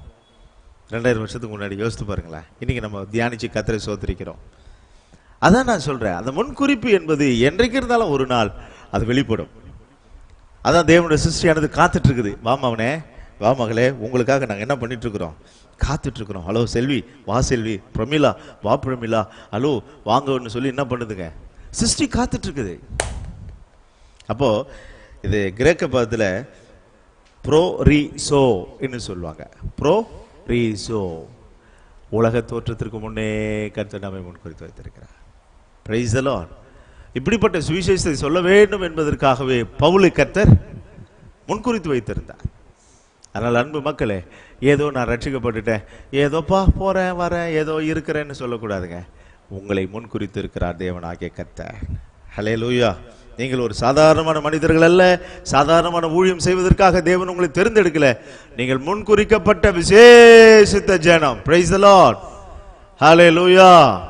அதனால் என் அன்பு மக்களே, கடைசியாக நம்ம பார்க்க போகிறோம், நம்முடைய இந்த மாய உலகத்தில், இந்த மாயையான லோகத்தில், பிரச்சனைகள் நிறைந்த லோகத்தில், பாடுகள் நிறைந்த லோகத்தில் சொல்லலாம் மனவேதனைகள், மன கஷ்டங்கள். இப்படிப்பட்ட இந்த உலக வாழ்வில் வெற்றி கொடுக்கும் ஆவியானவர். என்ன கொடுக்கும் ஆவியானவர்? ஆமாம், நம்ம 31வது வசனத்தில் 39வது வசனம் வரையும் பார்ப்போம். இறுதி வெற்றியை கொடுப்பவர் அவர் தான். ஆகவே எங்க பாருங்களேன், நம்முடைய வாழ்க்கையில ஒரு விஷயத்தை தெரிஞ்சுக்கிங்க, அவர் நம் பட்சத்தில் இருக்கிறார். ஆகவே எனக்கு எல்லாம் என் கையில கிடைக்கும் என்று விசுவாசிங்க. கர்த்தருடைய பிள்ளைகள் அந்த விசுவாசத்தில் இருப்பது நல்லது. 32வது வசனம், தம்முடைய சொந்த குமாரன் என்றும் பாராமல் நம்ம எல்லாருக்காகவும் அவரை ஒப்பு கொடுத்தவர், அவரோடு கூட மற்ற எல்லாவற்றையும் நமக்கு அருளாதிருப்பது உங்களுக்கு புரியுதா? அப்படியானால் எல்லா சொந்தமும் நமக்கு தான் சொந்தம். இது நமக்கு வேணாம். இன்னைக்கு நிறைய பேர் சொல்லுவாங்க, இது எனக்கு வேணாம். இது யாருக்கு அப்புறம் இந்த உலகம்? உலகத்தை படைத்து ஒரு ஏதேனை கொடுத்தாரு. அந்த ஏதேன் என்றது இளைப்பாறும் ஸ்தலம். கெஸ்ட் ஹவுஸ் சொல்றாங்கல்ல, அது பேர் தான் ரெஸ்ட் ஹவுஸ். கெஸ்ட் ஹவுஸுக்கு பேர் தான் ரெஸ்ட் ஹவுஸ். அது பேர் இளைப்பாறும் ஸ்தலம், அதுதான் சொர்க்கம். அப்போ அவனை உலகத்திலிருந்து உருவாக்கி எங்க எடுத்து வந்து வச்சாருங்க? கெஸ்ட் ஹவுஸ்ல வச்சாருங்க, ரெஸ்ட் ஹவுஸ்ல. அந்த ரெஸ்ட் ஹவுஸ்ல தான் என்ன வந்துச்சுங்க, அவனுக்கு பிரச்சனையே வந்தது. ஆனா இன்னைக்கு இந்த உலக வாழ்க்கையே வேணான்னு சொல்றாங்க. இது நான் சொல்றேன், தேவனை அறியாதவங்களுடைய வாழ்வு இதெல்லாம். புத்தர்கள், புத்த மதம், இது இந்த இந்த என்ன சொல்றதுங்க, ஜெயின மதம், இவங்கெல்லாம் தேவனை அறியாத அவர்கள் எல்லாருமே வந்து கடவுள் இல்லை என்று சொல்லக்கூடிய கொள்கை கூட்டத்தார். அவன் தன்னை வருத்தி கடவுளை தேடுறான். அவங்க கொள்கையே கடவுள் இல்லாத கொள்கை. மகாவீர் கொள்கை, புத்தர் கொள்கையெல்லாம் கடவுளே இல்லை. உன்னுடைய கர்ம வினை உன்னையே நடத்தும், உன்னை அழிக்கும் அல்லது உன்னை வளர்க்கும். உன்னை வருத்தி கொண்டால் மட்டும்தான் நீ கடவுளுடைய சன்னதிக்கு போக முடியும் என்பது இது அவருடைய கொள்கை. கிறிஸ்துவ கொள்கை அப்படி கிடையாதுங்க. உன்னையே வெறுத்துக்கிற, உன்னை வாழ வைக்க தன்னை வெறுத்தவர், உன்னை வாழ வைக்க சிலுவையில கொடுத்தவர், நீ எதுக்கு உன்னை வெறுத்துக்கிற? அதனால தான் இவங்க சொல்றாரு பாருங்களேன், தம்முடைய சொந்த குமாரன் என்றும் பாராமல் நம்ம எல்லாருக்காக அவரை ஒப்பு கொடுத்தவர், அவரோடு கூட மற்ற எல்லாவற்றையும் நமக்கு அருளாதிருப்பது. அப்படியானால் சொந்த பிள்ளைகளுக்கு சொந்த உரிமை எல்லாமே உண்டு. அடுத்த வசனம் இவர் சொல்றார், யார்? தேவனே அவர்களை நீதிமான்களாக்குகிறார். 34வது வசனம், ஆக்கினைக்குள்ளாக தீர்க்கிறவன் யார்? கிறிஸ்துவே மரித்தவர், அவரே எழுந்திருக்கிறார், அவரே நமக்காக வேண்டுதலும் செய்கிறவரும் அவரே. ஆகவே அன்பு மக்களே, இந்த இறுதி வெற்றி என்பது பார்த்தீங்கன்னா கர்த்தருடைய பிள்ளைகள், நாம் அவருடைய ஜனம். ஆகவே நாம் எல்லாவற்றையும் சுதந்திரிக்கக்கூடிய கிருபையை கர்த்தர் நம்ம கொடுத்திருக்கிறார். எல்லாரும் குறை பேசுறவங்க பேசிட்டு போட்டோம். கர்த்தர் என்னை எதற்காக தெரிந்து கொண்டார், அந்த நோக்கத்தை ஆண்டவர் பூரணமாக நிறைவேற்றி தருவார். கர்த்தருக்கு ஸ்தோத்திரம். இந்த நல்ல நேரத்தில் அவர் சொல்றாரு பாருங்களா, 33வது வசனம், தேவன் தெரிந்து கொண்டவர் மேல் குற்றம் சுமத்துகிறவன் யார்? தேவனே அவர்களை அவ்வளவுதான். நியாய தீர்ப்பு கொடுக்கக்கூடிய வேலை நம்முடைய வேலை கிடையாதுங்க. நம்முடைய வேலை மன்னிக்க வேலை, அன்பு செலுத்துகிற வேலை, அவ்வளவுதான். ஆனா அதுக்கும் சிலர் இருக்கிறாங்க. என்ன செலுத்த? நீதி செலுத்த, குற்றம் செய்ய. அந்த வேலை நம்முடைய வேலை இல்லை. ஆக 34வது வசனம், அக்கினிக்குள்ளாக தீர்க்கிறவன் யார்? கிறிஸ்துவே, அவரே எழுந்திருக்கிறவர், அவரே தேவனுடைய வலது பரிசத்தில் இருக்கிறவர், நமக்காக வேண்டுதல் செய்கிறவரும் அவரே. கொலோசியர் 3ஆம் அதிகாரம் 1 வசனம்.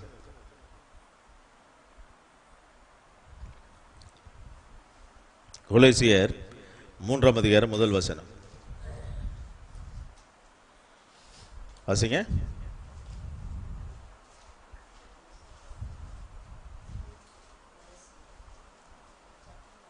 நீங்கள் கிறிஸ்துவுடனே கூட எழுந்தது உண்டானால் கிறிஸ்துவனுடைய தேவனுடைய வலது பாரசத்தில் வீட்டிற்கும் இடத்தில் உள்ள மேலானவர்களையே.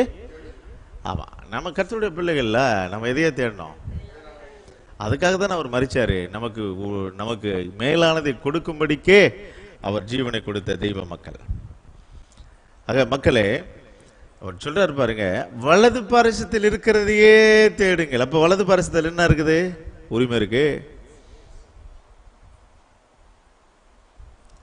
அந்த உரிமையே தேடுங்கள். எனக்காக ஜீவனை கொடுத்தவர், எனக்காக உயிரை கொடுத்தவர், எல்லாம் எனக்கு கிடைக்கும் என்று விசுவாசமா இருங்க. கர்த்தருக்கு ஸ்தோத்திரம்.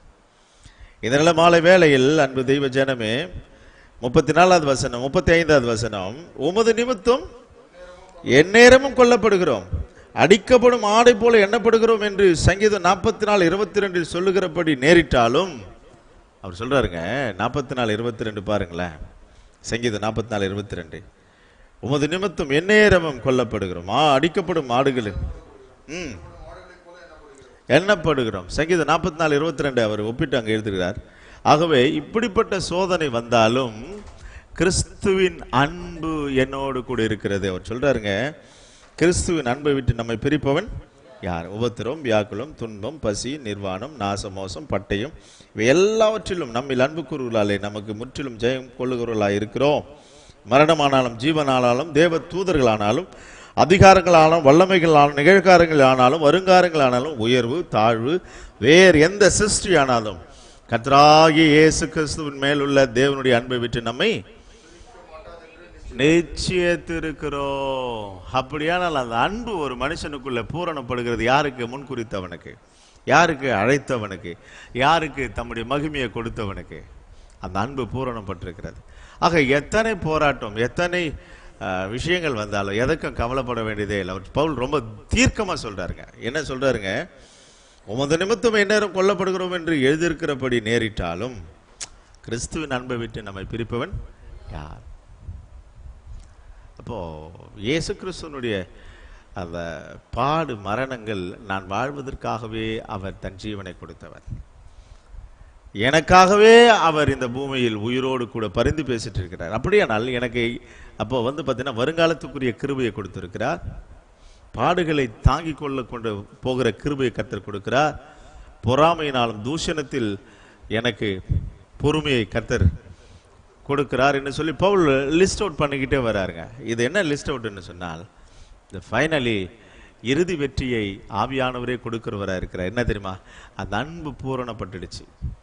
ஆக எனக்கு இந்த உலகத்தில் மரணமானாலும் ஜீவனானாலும் தூதர்களானாலும் அதிகாரங்களாலும் வல்லமைகளாலும் நிகழ்காரங்களாலும் வருங்காரங்களாலும் உயர்வானாலும் தாழ்வானாலும் வேறு எந்த சிருஷ்டியானாலும் கர்த்தராகிய இயேசு கிறிஸ்து மேலுள்ள தேவனுடைய அன்பை விட்டு பிரிக்க மாட்டாது என்று நிச்சயித்திருக்கிறேன். எத்தனை ஒரு அற்புதமான ஒரு வார்த்தை பாருங்க. நம்ம ஒரு பாட்டு ஒன்று பாடுவோம்ல, நம் இயேசு கிறிஸ்துவினாலே முற்றிலும் ஜெயம் கொள்ளுவோம், முற்றிலும் ஜெயம் கொள்ளுவோம், நம் முற்றிலும் ஜெயம் கொள்ளுவோம், நம் இயேசு கிறிஸ்துவினாலே முற்றிலும் ஜெயம் கொள்ளுவோம். சொல்லுமா? நம்முடைய பாடல் புத்தகத்தில் அந்த பாட்டு உண்டு.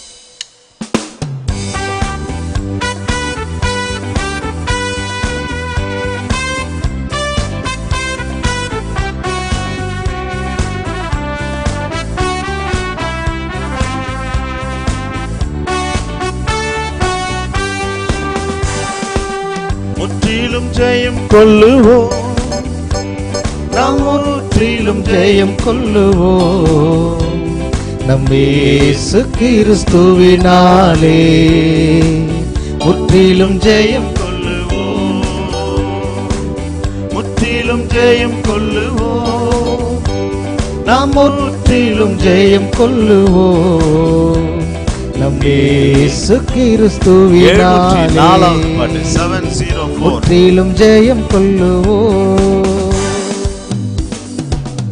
நம்மில் அன்பு கூர்ந்து நம்மை நடத்திடவா, அவர் நாமத்தில் ஜெயம் கொள்ளுவோம், முற்றிலும் ஜெயம் கொள்ளுவோம், நாம் முற்றிலும் ஜெயம் கொள்ளுவோம்.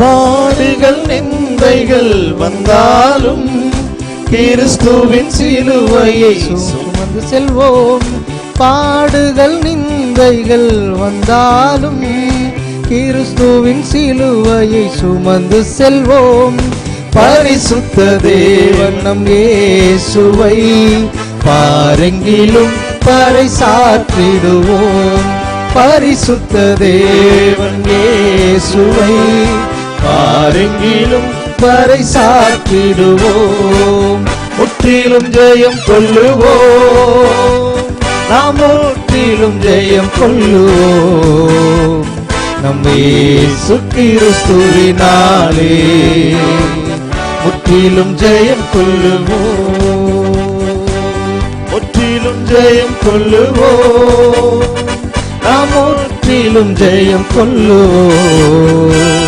நம் இயேசு கிறிஸ்துவினாலே முற்றிலும் ஜெயம் கொள்ளுவோம். இரண்டாவது சரணம். பட்டயமோ மரணமோ வந்தாலும் கிறிஸ்துவின் அன்பை விட்டு விலகிடோம், பட்டயமோ மரணமோ வந்தாலும் கிறிஸ்துவின் அன்பை விட்டு விலகிடோம், பரலோக தேவன் நம் இயேசுவின் நாமத்தை உயர்த்திட எழுந்து செல்வோம், பரலோக தேவன் நம் இயேசுவின் நாமத்தை உயர்த்திட எழுந்து செல்வோம், முற்றிலும் ஜெயம் கொள்ளுவோம், நாம் முற்றிலும் ஜெயம் கொள்ளுவோம், நம் இயேசு கிறிஸ்துவினாலே முற்றிலும் ஜெயம் கொள்ளுவோம், முற்றிலும் ஜெயம் கொள்ளுவோம், நாம் முற்றிலும் ஜெயம் கொள்ளுவோம், நம் இயேசு கிறிஸ்துவினாலே முற்றிலும் ஜெயம் கொள்ளுவோம். மூன்றாவது சரணம்.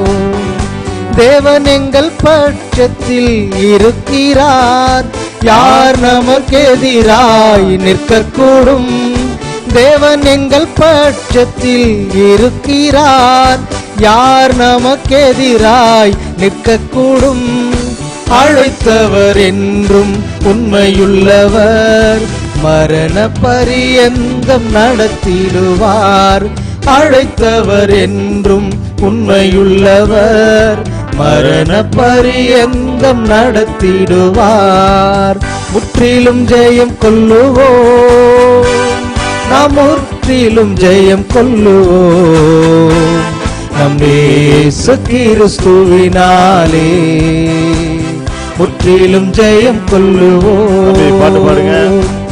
முற்றிலும் ஜெயம் கொள்ளுவோம், நாம் முற்றிலும் ஜெயம் கொள்ளுவோம், நம் இயேசு கிறிஸ்துவினாலே முற்றிலும் ஜெயம் கொள்ளுவோம், நம்மில் அன்பு கூர்ந்து நம்மை நடத்திடுவார், அவர் நாமத்தில் ஜெயம் கொள்ளுவோம், நம்மில் அன்பு கூர்ந்து நம்மை நடத்திடுவார், அவர் நாமத்தில் ஜெயம் கொள்ளுவோம்.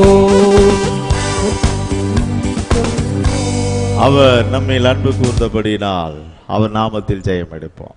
எத்தனை பேர் ஆமென் சொல்றீங்க? இந்த பாட்டெல்லாம் கற்றுக்குங்க. உங்களுக்காக தான் இந்த பாட்டெல்லாம் கஷ்டப்பட்டு இதெல்லாம் உங்களுக்கு கொடுத்துருக்குறோம்.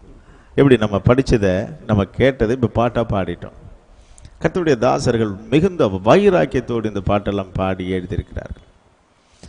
ஆக மக்களே, நமக்கு இறுதி வெற்றி உண்டு. ஆகவே இடையில் வரக்கூடிய பிரச்சனைகளை கண்டு நாம் கலங்க வேண்டியதோ அதிரியப்பட வேண்டியதோ இல்லவே இல்லை. நம்முடைய தேவன் நல்லவர். ஆக மக்களே வாங்க.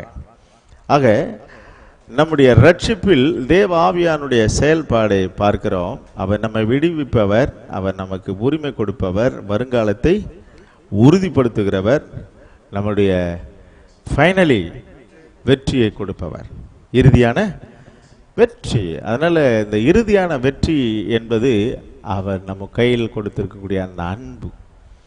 அது நிச்சயம் வெற்றி அடைவோம். அந்த அன்பினால் வெற்றி அடைவோம். அதனால தெய்வ பிள்ளைகள் நீங்கள் ஒவ்வொருவரும் அந்த அன்பினால் கட்டப்படுவது நல்லது. அந்த அன்பை நாம் பெற்று அனுபவிப்பது நல்லது. அப்போ கிறிஸ்துவை பின்பற்றுகிற ஒவ்வொருவருக்கும் என்ன வேணும்? அன்புதான். ஆமாம், அன்புதான். அன்பு இல்லைன்னா ஒன்றுமே இல்லை. அந்த அன்பு தான் நம்மை கடைசி பரியந்தம் நம்மை நடத்தும். அதனால் தெய்வ ஜனமே, தேவன் நம்மை நடத்துவாராக. இந்த நல்ல நாளிலும் நீங்களும் சொல்லுங்க, பவுலை போல நாம் எல்லாரும் சொல்லலாம், நம்மில் அன்பு கூறுவலாலே நாம் முற்றும் ஜெயம் கொள்ளுகிறவர்களாக இருக்கிறோம். நம்மில் அவர் அன்பு கூறுகிறார். அதனால் அந்த அன்பினால் நாம் என்ன பண்ணலாம்? ஜெயம் கொள்ளலாம். அன்புக்கு அன்பு கொடுங்க. பாடுகளோ பிரச்சனைகளோ எது வந்தாலும் அவைகளெல்லாம் கடந்து போக கர்த்தர் உதவி செய்வார். தொடர்ந்து நாம் அடுத்த ஞாயிற்றுக்கிழமை பார்ப்போம். இஸ்ரவேலுடைய வாழ்வில் தேவனுடைய நீதி என்ற தலைப்பின் கீழாக அடுத்த வாரம் பார்க்கலாம். இப்பொழுதும் நாம் கண்களை மூடி செபிப்போம். கர்த்தர் நம்மை நடத்தட்டும். பரிசுத்தமுள்ள பிதாவே, நான் சொன்ன இயேசுவின் நாமத்தினால் இந்த நல்ல வேலைக்காக செபிக்கிறோம். நல்ல தெய்வம், என்னில் நீர் அன்பு கூர்ந்ததினால் எனக்காக நெற்றிவனை கொடுத்தது போல உம்முடைய வார்த்தைகளை நாங்கள் படிக்க நீர் கற்றுக் கொடுக்கிற இந்த வேத வசனங்களுக்காக ஸ்தோத்திரிக்கிறோம், தாழ்த்துகிறோம். நீர் எங்களுக்காக இன்றும் உயிரோடு கூட இருக்கிறீர், அதற்காக ஸ்தோத்திரம். தெய்வமே, இந்த காலை இந்த மாலை வேலைக்காக நன்றி. நீர் எங்களுடைய வாழ்வில் ஜெயத்தை அருளுகிறவர். சங்கீதம் 44:22 சொல்லுகிறபடி, என்னாலும் நாங்கள் அழிக்கப்படும் ஆடுகளைப் போல் இருக்கிறோம் என்று பவுல் அதை ஞாபகப்படுத்துகிறார். எங்களுடைய வாழ்வில் வரக்கூடிய அவமானங்கள், நிந்தைகள், பாடுகள், துக்கங்கள் எல்லாம் உம்முடைய கரத்திலிருந்தே வருகிறது என்று நம்புகிறோம். ஆண்டவரே, எல்லாவற்றிலிருந்தும் எங்களை விடுவித்து எங்களை காப்பாற்றி நடத்துகிற உயிரோடு கூட இருக்கிற காட்சி தொடர்ந்து எங்களுடைய பாதங்கள் இந்த பூமியில் உறுதியோடு கூட வருங்காலத்தை நினைத்து வருங்காலத்தை உறுதிப்படுத்தி வாழ எங்களுக்கு அனுக்கிரகம் பாராட்டும். எங்களை அர்ப்பணிக்கிறோம். தொடர்ந்து நாம மகிமைப்படட்டும். இந்த நாளில் பங்கெடுத்து ஒவ்வொரு மக்களையும் ஆசீர்வதிப்பீராக. என் சபையாரை ஆசீர்வதிப்பீராக. என் ஜனங்கள் ஒவ்வொருவரும் ஆசீர்வதிக்கப்பட உதவி செய்யட்டும். இயேசு நாமத்தில் பிதாவே, ஆமென். God bless you மக்களே. இந்த நிகழ்ச்சியை நீங்கள் பார்த்துட்டு இருக்கிற உங்கள் ஒவ்வொருவரையும் அன்பாக இயேசு கிறிஸ்து ஆசீர்வதிப்பார். தொடர்ந்து நம்முடைய நிகழ்ச்சிக்காக ஜெபிங்க. தேவன் நமக்கு துணை செய்யட்டும். God bless you.